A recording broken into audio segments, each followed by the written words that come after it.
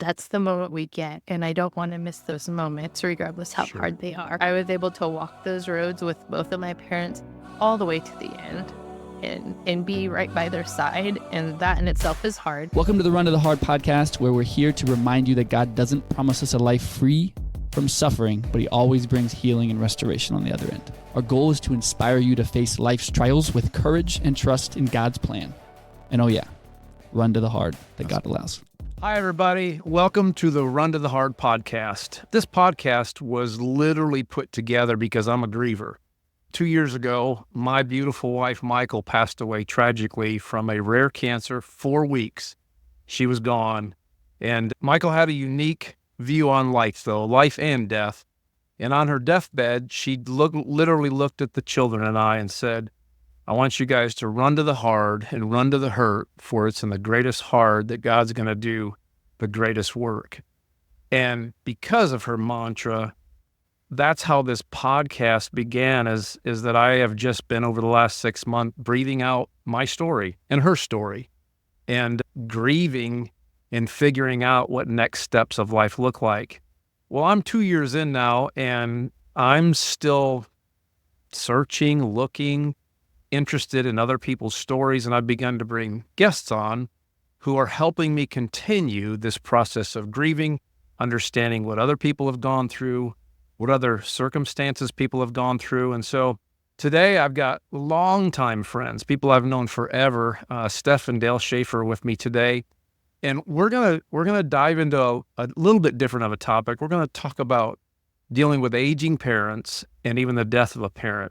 It's relevant, it's real. We're children of parents, and it's gonna happen. And so Steph and Dale, welcome to the program today. I know it's not the kind of program that we're just jumping for joy to be a part of, but I'm so glad you came aboard. Thank you. Yeah, Thank thanks you. for the invite, Curtis. We appreciate the opportunity to talk about a topic that's really, really important. And I feel like it gives you an opportunity to honor the person and their story. And so we're really grateful for that opportunity today as well. I think, as I think about Michael's story, I'm so thankful for the way that you're honoring her story with this podcast. And I love her authenticity. And that's kind of our hope in this conversation today, that we'd honor her story by being authentic about the story that we've got to share today. And so thanks for giving us the opportunity to do that. No, I appreciate it. Steph, just kind of take us into when Mom got sick. Yes. Some of the struggles, because you guys lived in Florida. Well, when the struggles first began, we actually were in Oregon. My dad was having more ins and outs of hospital stays when we were living in Oregon. But Mom's dementia actually started when we were in Oregon. And my dad would call and he'd be like, hey, I need you to talk to Mom. Like, something's going on. It's not right. She's like just being really just verbally combative, actually, like just kind of like she just is getting mad really easy. So that really expedited into 2019 when we moved to Florida. I was getting calls almost daily to every other day of like trying to talk Mom off the ledge, or then she'd call me and said, your dad, like it was kind of a lot of back and forth. My mom came in September to visit. Like, I flew her down here. I'm like, I gotta see with my own eyes what's going on. And I was seeing like she wasn't remembering certain things. She, honestly, when I picked her up from the airport, I had to go in. And when I went in to pick her up, I got all the way up to where I could see her coming off of the plane as she actually tripped. And she literally launched herself forward into a wall. Like, she just was very clumsy and not remembering things. And so I was able to put my eyes on my mom and see something's not right. Right. She went back, and it was still a lot of every other day calls, calming her down.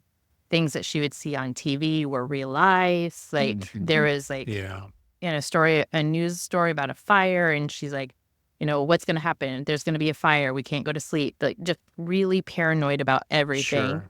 And then the world started to shut down. And Yeah, I mean, that was the wild in part. early 2020, and then in February of 2020, she actually went for another hospital stay. We had to take her to a psych hospital to really see she wasn't responding. She wasn't taking her meds. She was really just really overly paranoid about everything. Yeah, I think the paranoia was one of the hardest things to Yeah. watch because that wasn't her. Yeah, she'd always been real strong. I mean, kind of Yeah. silly and awful, Mhm. but she wasn't paranoid. She wasn't a Yeah. paranoid Right. person. She wasn't afraid of being alone. She wasn't afraid of like doing things on her own, but everything scared her. So anyway, by February of 2020, she was out of the psych hospital, but she was in a nursing home. She hadn't completely forgot who everybody was, but her mental state of mind, she was beginning to forget things. Mhm. And those would cause fights and issues at home.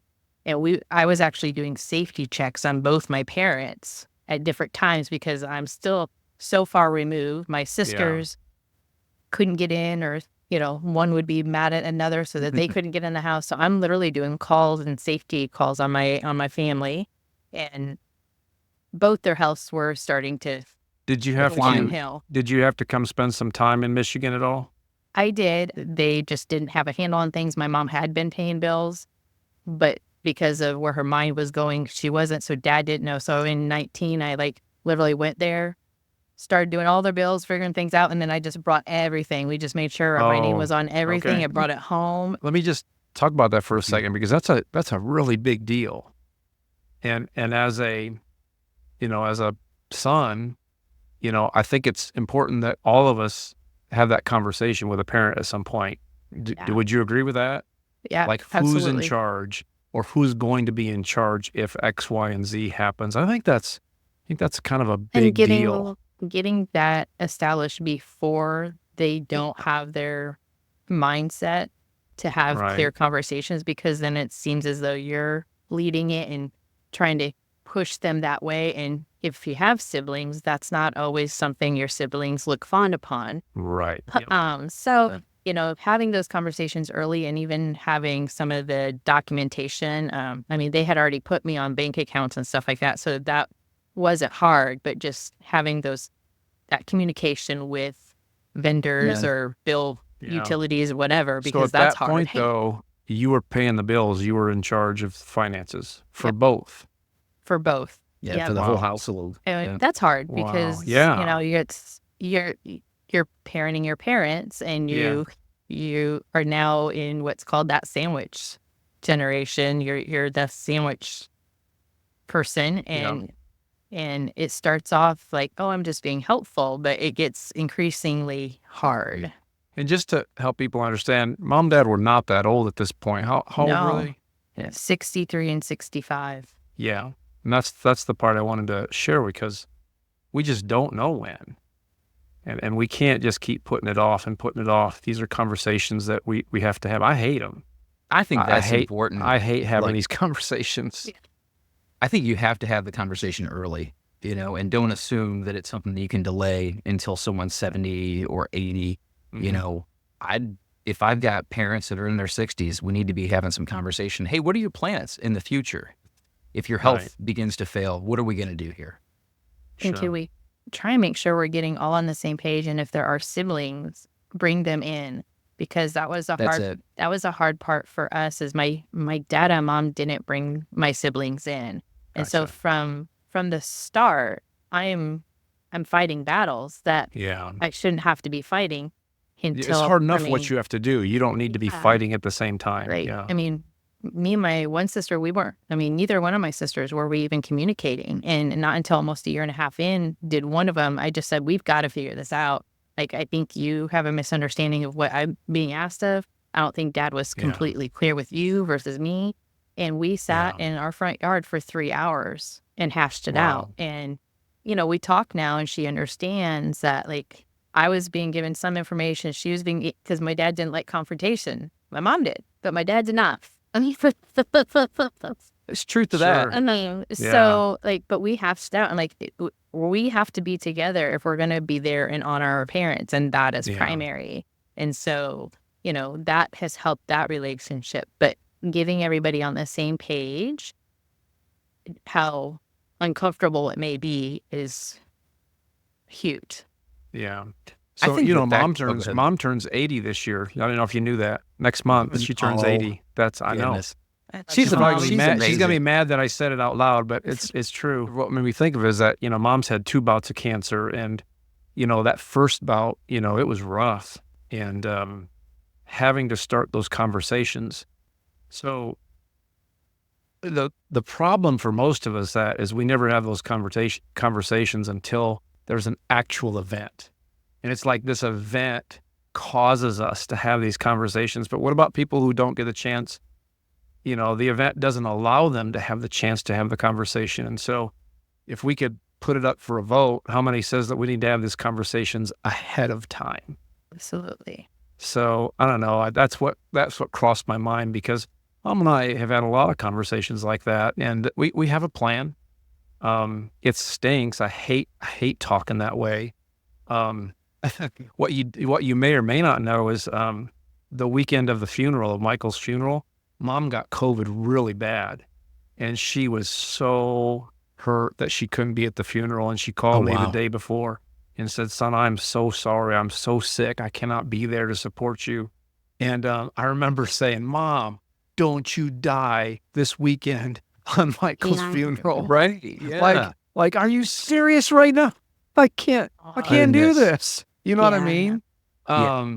But those are real conversations we really had. And so I don't know. That was my thought, is like, if somebody's listening to this and they haven't had an event yet that forces them to do this, man, start talking about it. Start having the conversations. You'll be glad you did. Yeah. Well, Absolutely. keep going, because I know the story gets harder and harder and harder. Yeah. So in 2020, she went into the nursing home, and between 2020 and her passing in 2022, there was a lot of trips back and forth. There was a lot of phone calls. She's still dealing with paranoia and having to work with the nursing home almost every day to just get her to eat. Her paranoia is intense. She doesn't know what's going on, and the world shut down. We can't go see her. Oh, So man. everything is on video. And so that in itself, I think, actually kind of expedited things, because there was so much that we couldn't do. My dad, that's local, couldn't do. My siblings, my nieces and nephews, they could not go see her because of everything being on lockdown. So, with the calls, and she just could not understand that. And so she started like regressing and just kind of shutting herself down, like refusing to take more meds. And so, we tried to FaceTime a lot. I relied a lot on her caregivers there to give me reports, and, Yeah.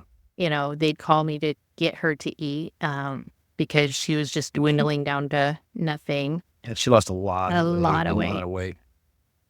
And that's hard. Like, you see, you want to see and remember your parent as they're aging and getting elderly, and also potentially passing. You want to remember them as you knew them. Mhm. And in my young years, she's strong. She's engaged with probably everything, and she likes to make people smile. And just to see her laying in a bed is hard, Yeah.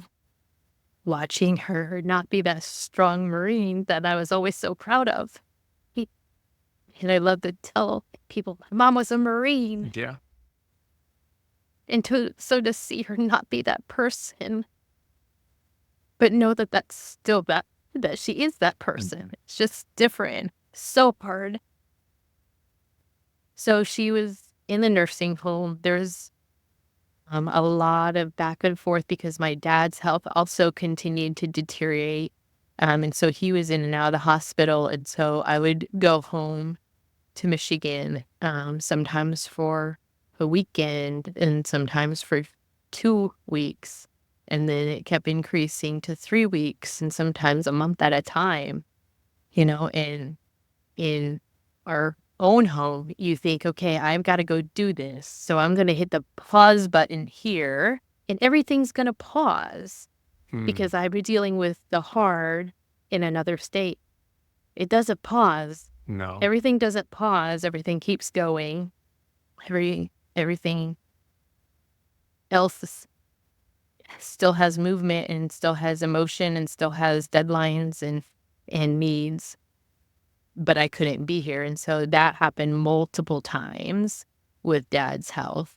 Dale, tell me about that, because your wife, you got 3 daughters, your wife's gone, sometimes weeks at a time. What's it look like?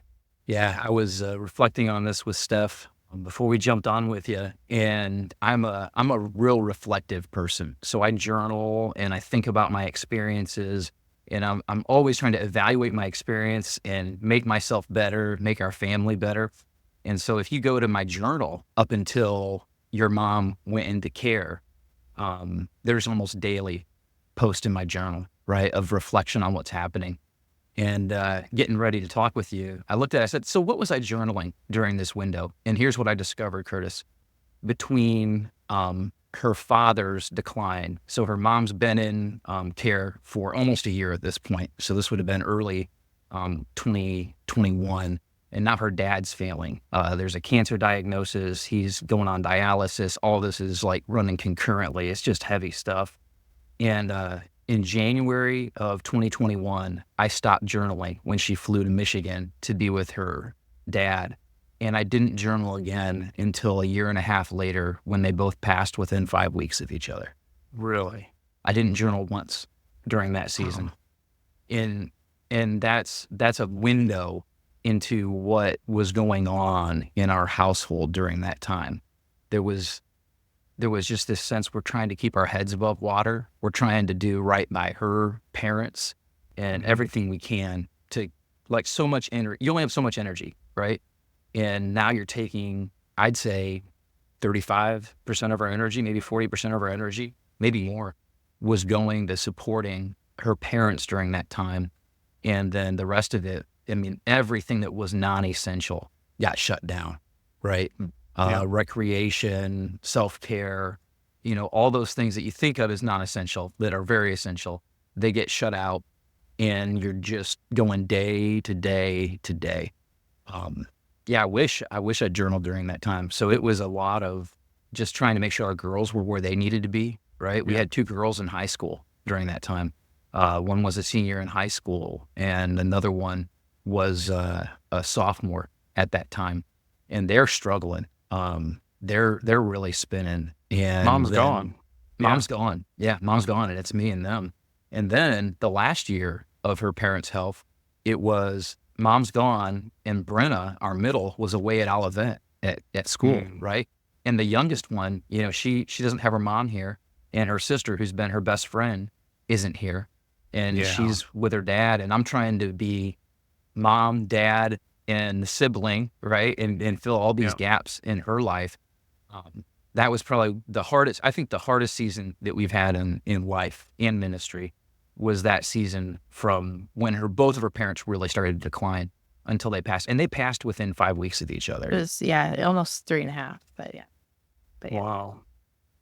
So lots of taking Steph to the airport and managing the household and all that. I use the word capacity. Like, there's just no more capacity. You are tapped out. All right, Steph, hard question. It seems like, as I talk to other friends who have experienced this kind of thing, it's almost like somebody gets stuck drawing the short stick. Yeah, it kind of feels that way. Yeah, it can. But in the same sense, there's so much. This is going to sound really weird, but there's actually so much that I cherish and found joy in being in this space with my parents, because I was able to honor them in that way. I knew their wishes. And even though I got the short stick and had to do the hard, I wouldn't want to be anywhere else. And I wouldn't want to question whether or not somebody else was making sure their wishes were being fulfilled. And so, yes and no, like the hard days and the times where you're trying to have some normalcy and, go out with your husband and play disc golf and your phone rings and you're like, I got to call an ambulance. I'm so sorry. Like, I'm sorry, our game's done. And, you continue on. I got to go to the car and figure this out, or whatever. I don't think I continued on. No, we do that. But like, those are moments that I was also reflecting on some of what I was journaling, and regardless of the moments were hard, they're the only moments that we get in that season. And so That's even good. if they're hard and even if honestly, they suck, Yeah. that's really what they are. They just suck. So you don't want to be there. Yeah. But that's the moment we get. And I don't want to miss those moments, regardless how Sure. hard they are. So I would take the short stick again if I had to. Yeah. I was able to walk those roads with both of my parents all the way to the end and be right by their side. And that in itself is hard. Yeah. You know, mom was on hospice care for over a year. And in that time, dad ended up in the hospital. And then not very many people, but like they have an underground home. So I had to work very hard with the physician saying there is no way he can go back home. He cannot care for himself. Right. And unless I were to move him with me or me move there with him, like I have siblings, but he needs round the clock care that he cannot get. And so he cannot go back home. It's unsafe. And we worked hard and he ended up also in a nursing home and they're now at 2 different nursing homes. So that you're like working with different care teams and trying to keep that straight. And then he did have a cancer scare. It wasn't cancer, but he did have a cancer scare. But he ended up also having to start dialysis. So also then working with a dialysis team and that care during a time where transportation was not great during COVID to get a 6'6" man into whatever car they're using as their medical transport. And so I had to leave heavily. Yeah. I had to, rely heavily on one of my aunts that drove in the area and see if I could get her to help drive or, then my sibling, because all of a sudden drivers just weren't showing up to pick him back up from hospice care or from dialysis to take him back to the nursing home. And so his health just kept declining as well. And ultimately dialysis wasn't working. And we had to make that tough decision with him, whether to continue or not to continue. And those are hard conversations. Yeah. And you end up being the person who's having those hard conversations. It's like I have to bring this up. And as your kid, you want your parents to have the hard conversation. You don't want them, but you expect your parents to be having the hard conversations with you. Right. Not you having to bring this up, being like, Dad, I know you don't want to do this, but do you realize if you don't, what this means? Yeah. Even though if you continue, the outcome is the same. That's hard, and I was able to do that, but it was not easy. And it was not because I had all the knowledge and the strength to do it. It was only because I had, my spouse, people that love me, God that I trust in, and he's been faithful. Help me walk those roads and my dad's sisters. So those are the ways that I was able to have those conversations, but they're still so hard. So you're married. You're in 2 different states a lot. There's still kids growing up, going to college, going through high school. Another tough question, but what's this do to a marriage? Where does your strength come from? How do you make it work? It's hard. I mean, it was a lot of conversation. I told Dale it was that I'm like, something's got to change. I feel like we're both, but I feel like we're going around like the sticks with the plates on the top, and you're spinning them, and you go to the next one, you're spinning them, and I spin them. I feel like there's 12, and one of them's gonna crash, and I don't know which one it's gonna be, but it can't be us, and it can't be our family. Right.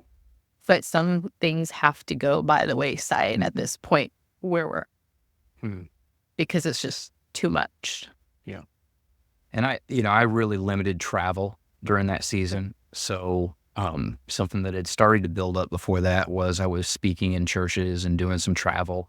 And during this season, really didn't do travel. I've only opened that up in the last couple of years, and that had to go. They couldn't continue to happen. Had to get some help in the office, right? That's when Mark joined our team, and having Mark on the team in that window was a grace, right? You got to have a village, right? You got to have a team around you that are helping to be God's grace to you if you're going to keep things going. So you had, one of the things I love is you had great care providers. You had one gal in particular who she was an angel. She was an absolute angel. And I mean, went above and beyond what her job description was to support your mom during that season. I don't know how we would have got through it without her. So, our relationship's important, but our relationship doesn't stay strong without other people helping bring strength to us, right? So we had strength that came from care providers who were a grace of God. We had strength from congregants that we have worshiped with for decades, right? That are not in Florida with us, but they're sending us text messages and praying with us. When we see them and visit with them, they're praying for us. They're calling us and reaching out. I had a group of about 4 guys that, it was probably every week they were texting me, letting me know they're praying for me and communicating with me, helping to keep my head on right as to how to support you. One of them, John, had a spouse who was dealing with a mom who had dementia at the same time. Wow. And so, John's friendship was a grace to me that helped me to be a better husband to my wife because I had another guy that was in the same space. And because we were kind of in that same space and he was like a step ahead of me, I was learning things that I wouldn't have known otherwise. And I just can't emphasize enough the importance of having that broader community to strengthen you. I can't imagine trying to do this with just the 2 of us. We had another a friend that is also a colleague, and she was close with me, and she did eventually was local, and she would check on us, and she kind of knew the really ugly that not everybody got to see that we were trying to manage. Like she got to see the real tears. deal. Yeah. She got to see the other areas and hair that were running out. Like she got to see the ugly. Yeah.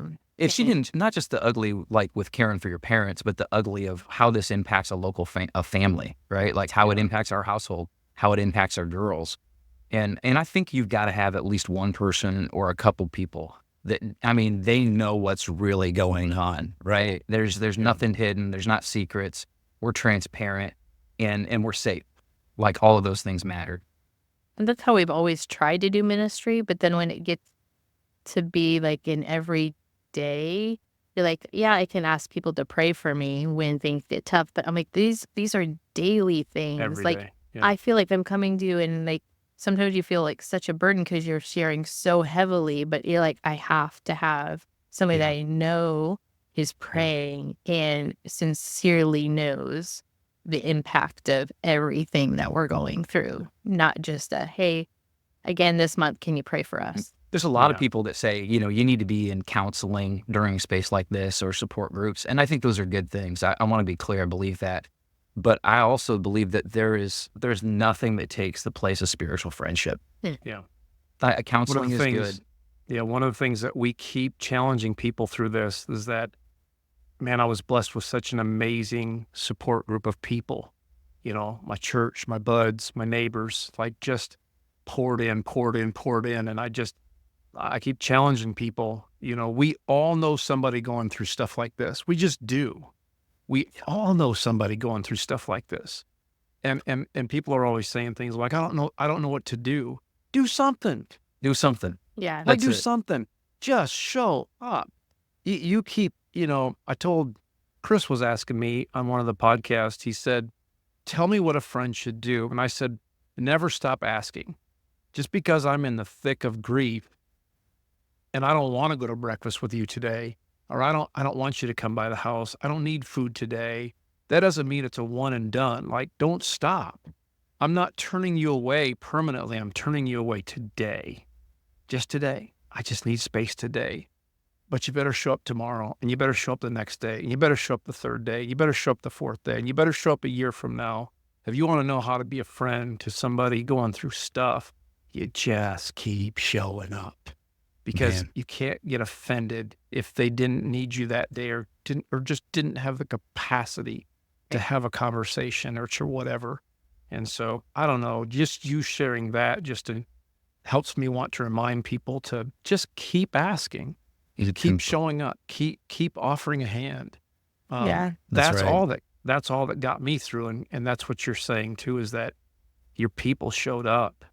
Yep. I'd say like definitely the people showed up, and it's not that, like you said, it's not that the counseling was bad. Like, but I didn't have, like you said, I didn't have the capacity to do Yes. anything more or spin one more plate That's or right. to check a box. Like, I did go to counseling, but it wasn't until after some of those other plates stopped spinning, not Right. necessarily because they crashed, but because that season of that plate spinning was done.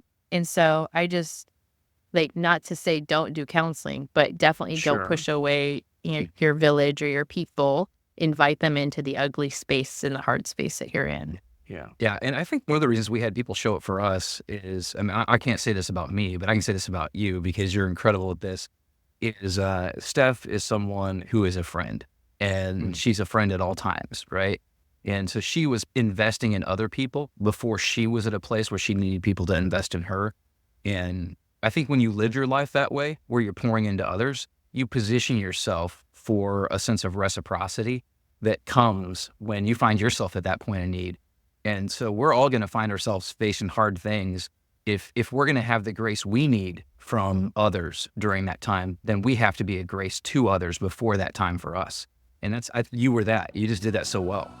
Hey guys, I've been working hard to create a Michael Foundation. Michael had this huge heart for wanting to help people. Before she passed away, her and I were working really hard to start actually doing that and being financial help to people in need. After her passing, I even talked to her family and her parents about how cool would it be to have a Michael Foundation, something that we could use to help families in grief. Dale, you deal with pastors all the time, how many of them have a tragedy in their church and there's no money to pay for a funeral. There's no money for a headstone. Dad has to be out of work because he can't go to work. The two of you have been through that. I don't know what mom and dad's situation, Steph, financially when it came down to the very end, but tell me what that looked like and how something like Michael Foundation could have helped. They were workers, like blue collar workers, right? There just wasn't a lot of resource available. I mean, you came down to the end, and when you've got the kind of critical health concerns that both of them had, right? That taps every bit of savings that you have. There's nothing left. Basically, they leave you, with your house. That's it. But you can't have any assets, nothing in bank account to get the care that they were needing. And then the house has to be repaid, right? So there's just not much there to be able to honor someone with. They both had just a $10,000 insurance policy. It was enough to bury them. It was enough to do services. Like, they both were cremated. Neither one of them even were buried. I remember the funeral director saying, listen, there's not enough resource here to be able to compensate a minister in this. And I said, well, that's good because I'm a minister. We're okay. We're Sure. covered, right? Yeah. So But there's it's just not resource there. Yeah. And so I'm sure those prices are just going up, and that didn't cover anything. Well, thanks for sharing that much, because I want people to understand what we're trying to do. Our goal is to raise enough that we can start building some interest and some investment funds that when one of your pastors calls you and says, Dale, I've got a tragedy in my church and they have nothing. And we can't even do a funeral, let alone a headstone or anything like that. I mean, that's what we want to be able to do. And so as we move forward, we want to partner with churches, with people. We want to find some people who are passionate about this. Maybe they've had tragedy in their own life and they would like to be a part of the Michael Foundation and help us meet these needs, because I see them now that we're doing this on a regular basis. The stories are pouring in, and this is a common story. That's right. Yeah. This is a common story. Yeah, I hear all the time. Having served as a pastor in a couple of different contexts, when we were in Illinois, I did, I think, 13 memorials. This was a really young church plant. Did 13 memorials over about a 5-year period, and not one of them was a person that was over 60. Many of them were young people in their late teens, early 20s, tragic car accidents, substance abuse, overdoses. And in all those circumstances, there just was not resource to support the family. This kind of thing would have made a huge difference in the lives of those families. Well, folks, if you're listening and paying attention to our podcast, this is part of our story. It's part of Michael's story. She loved helping people, and we want to be able to do the same thing. So if you haven't before, check out the Michael Foundation. You can actually find it on our website, runtothehard.com, runtothehard/give. There's a place where you can actually give to the foundation. And this is exactly what we're trying to do. We want to help people in grief and help people in need. Growth. I use that word loosely, but I'm trying to grow out of this experience. Like what's God doing?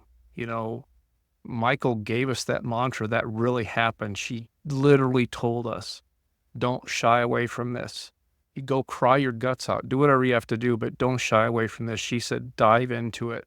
Cry, hurt, do as much as you can, but don't shy away from the hard things. And she challenged the kids and I both, and I've done that. I feel like I've tried to go in and I'm saying, Lord, what do you want to do? Or what are you trying to teach me in the hardest of hard places? And so my question is growth. You guys have been in ministry. Tell me about ministry before tragedy and ministry after. I think, and I think most people understand this, but pain, difficulty, suffering, it transforms you, right?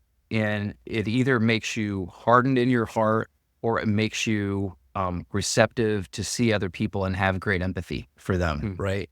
And I think the biggest thing that it did for me personally in ministry was it increased my capacity for empathy, right? I think until you've personally suffered, it's very difficult to display empathy or really feel empathy for another person. It's really only after you've been through it yourself that you find yourself able to empathize effectively. I think that's especially true for people that are like leadership kind of mindset, right? I'm not I'm on the Enneagram, right? I'm an Enneagram 8, which is hard charger, driver, like, let's take the hill, let's go, Sure. Hey, who cares who gets left behind? Let's go. We got a mountain to climb, They're back there because they're slow. I mean, that's the way my head works. They stub their toe and then they stop. They need to we're learn. going to keep going. They need to learn how to walk better if they're stubbing their toe. That's how my head works.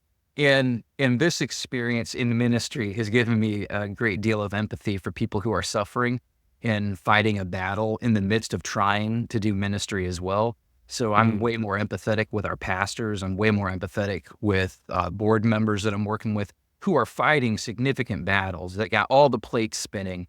And there's more than growing a church to what they are called to do in that place. Sure. And it's really helped me, right, to move to a more pastoral care approach to ministry and not just a leadership approach. That's good. I don't know. What would you say in ministry? How it's transformed ministry for you? Or in life? I mean, yeah. Well, I think we've always, like I said earlier, we've always done ministry. We've tried to be transparent about how we go about doing and being in ministry. It's helped me to be more open, to not just be behind the scenes saying, hey, we're in ministry together and I'm beside you and you're the speaker and you're the voice. I wanted to, in what I wrote, I want to, no matter what, I want to point people back to Jesus and how I talk to them, interact with them, do things for them. But it wasn't until just recently, like I can have one-on-one conversations, but I don't want to be the upfront person. I don't want to necessarily be talking about this in a group full of DS spouses that I just did actually in September that I never ever thought I would do. Sure. Or being on stage with him talking about experiences, or even doing a podcast and sharing experiences. That's just, I want to be transparent, but I've wanted to always be the private transparent. Like, No, you I get lead, that. I support, but I'm slowly finding that I have a little bit of a voice. I'm not afraid to share maybe still afraid to share, but I'm willing to share. No, and that's let good God use because, me. yeah. Dale, I've never had an issue with being out front or being bold or being right. Yeah. Oh yeah. But this is just amped it up to another level of, and I'm not talking about work or coaching or teaching. I'm talking about my boldness for Christ, my boldness to share. I tell people, just random strangers, yeah, I'm a widower, lost my wife to cancer. God's helping me. I just go there. I make more people cry in like the grocery store or the restaurant. I was at a concert the other night. The lady beside me was like, do you have somebody in the concert? And I was like, yeah, it's actually soon to be my stepdaughter's. My soon to be wife is a widow and I'm a widower. And I had her in tears in seconds. Like That's it. I just go there, but it's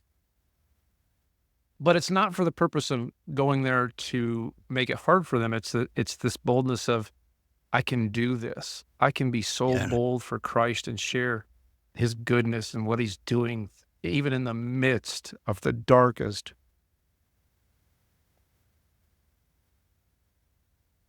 And so I asked that question, on purpose, because I want people to hear that we can go through this stuff. And if we will really let God do a serious work in the middle of this, we can do anything, right? I think that's what it did for you. You became much more bold. Yeah. And I think not just for myself, but for my kids. And like you said, like Michael asked this of you and your kids. And if they can't see you doing this, then where are they going to find themselves able to do that? So in a way, it's still kind of a coaching aspect for you to show them they're strong enough to do this as well at the right time. Like, it's taken me a while to get to this point of even being able to talk about it with a little bit of tears. It's just not my comfortable place. Like, I'm Crying's not part of it. We're gonna cry. This is the thing. It's Yeah, she's a okay. crier for sure. It's okay. A lot of things. It's okay. I'm not even ashamed of it anymore. I just feels let good. them out. Yep. More people need to be open to that. But I think it helps the kids know and be able to live into, what their moms ask them to do, and Sure. to reflect on that you're able to show that as well to them, that it's not easy, but you're running into the hard, and I think that's important. Hey, Dale, I asked you about that chapter in Matthew the other day. I said, hey, let's unpack that a little bit, because I hate that chapter. I get the premise of it, where Jesus is saying, leave your parents, let the dead bury the dead, be a follower of me, be my disciple. I understand the premise behind it, but it's such a hard statement to swallow. Yeah. Help me unpack it. Yeah, it's interesting. So some of the background on that's I think important to note is there was one command that is kind of the chief command in the Old Testament for God's people, right? It's to love the Lord your God with all your heart, with all your mind and your soul, right? It's the Shema passage out of Deuteronomy. And everyone was trained in this. They put it on doorposts of their homes, right? They wore jewelry that had it printed on it. You were never to forget to honor the Lord your God above like all else, right? But interestingly, there had been an amendment to that, and culturally within Judaism, leading up to the time of Christ, there was another teaching that was brought in, and the teaching was this: is that the number one thing you have to do is bury your parents when they die. This is interesting. N.T. Wright does a deep dive onto this. So you have a responsibility to your father, particularly your father, above all else. And so if anything else were to come up, that gets set aside in order to go bury your father. And N.T. Wright says that what Jesus is dealing with here is he's pushing back against this culture that says that family takes precedent over God. And it's a messianic statement on his part that he is God. And so when he says, don't go bury your father, I'm above all else, it's a statement that this is a fulfillment of the Shema. For you to follow me means that you are now loving God with all your heart, mind, and soul. And he wasn't setting himself up against a family or the importance of honoring parents, but he was setting himself up as the son of the living God. That helps me a little bit with Sure. that. Yeah, he wasn't trying to divide my allegiances, but he was trying to make sure that it was understood that Christ is in fact God, and following him means that I'm fully committed to Christ. But that's a passage that has troubled me a lot too, brother. Sure. Well, when we go through these hard places, we're, and again, this is a statement that's hard to swallow, but we try not to idolize the dead. We try not to idolize our parents. I try not to idolize Michael. Somebody said to me recently, it's interesting that when our someone passes away, they become greater than life in our minds. And most of us go through that. And I've tried not to idolize Michael. I want people to know her message. I want people to know what she challenged us with.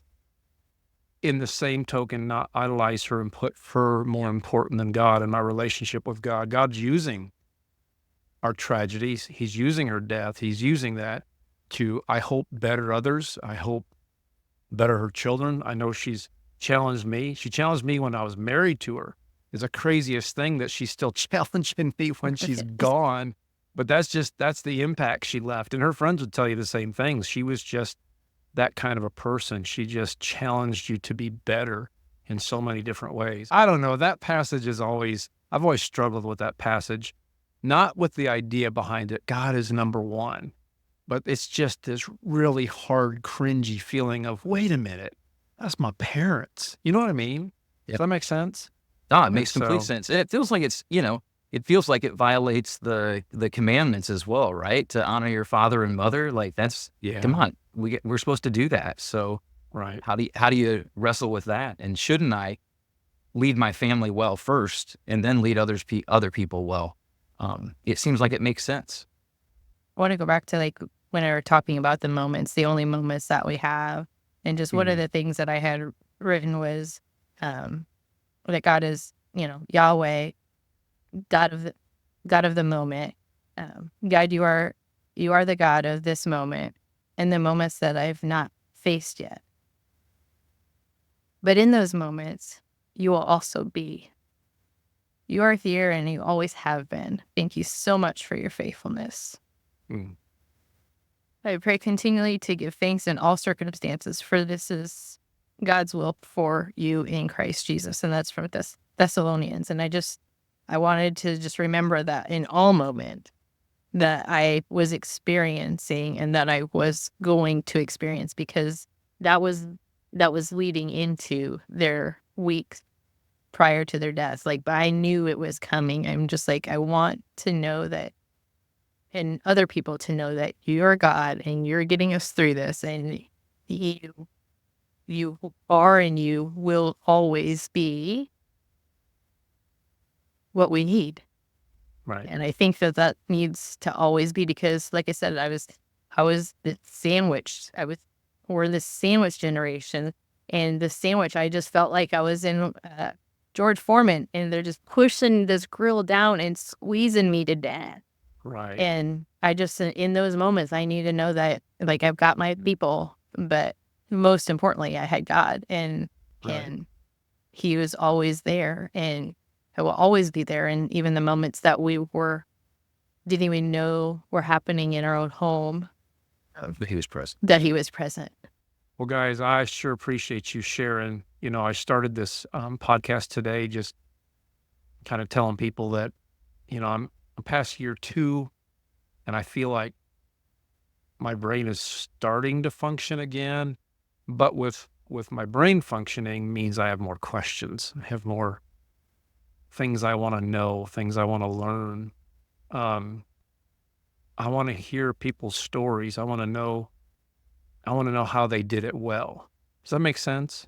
Yeah. Like, it's easy to spot people who are stuck. It's easy to spot people who aren't doing it well, who they're crashing and burning under the pressure of all of this. But I keep wanting to find people who did it well and have found hope at the end of this hard road, and that at the end of the day can still look to God and look to his goodness and his faithfulness. I interviewed a pastor friend recently, and he lost his 4-year-old daughter, and yet he could say, God is good, God is faithful, God has always been good, God's not bad. He loves us and cares for us, and in the darkest and deepest moment of our life, he's still there. He's still carrying us. He's still faithful, and that's where I want to hang my hat each and every day. It's tempting. It's tempting to, disappear. It's tempting to, try something else to make the pain go away. But at the end of the day, I want to keep looking to God and looking to others who are doing it well. And I watched you guys from afar and watched you go through this and knew that you were faithful to him and he was faithful to you and he was pulling you through this. So I'm glad that we got to reconnect. And absolutely. Us too. This has been really good for us to be able to reflect even on this more fully together. I'm really grateful that you extended the invite to say, hey, would you think about this with me? Would you help us to tell a story of how God's been faithful? Yeah. Because he's been so good. I can't get away from James 4:6. Just says, but he gives more grace. And it's this promise that in every circumstance, in every season, there's a sufficiency of his grace that's adequate for the need. He gives more grace. It's there. We just have to receive it. And in these spaces, God is a God who gives more grace to us, and it's available. Yeah. That's so good. Thanks, guys. Thanks for your time. Curtis. Appreciate you, Love man. you guys. Yeah, same, brother. Love you. Hey, thanks so much for listening to the podcast. Guys, please head to ratethispodcast.com/RTTH to rate the podcast. And if you have not subscribed to our YouTube channel, please do so. And finally, third thing here, please check out the details behind the Michael Foundation in the link below. We love your support on this foundation and helping families stuck in grief with financial expenses. Thanks again, and we'll see you next time.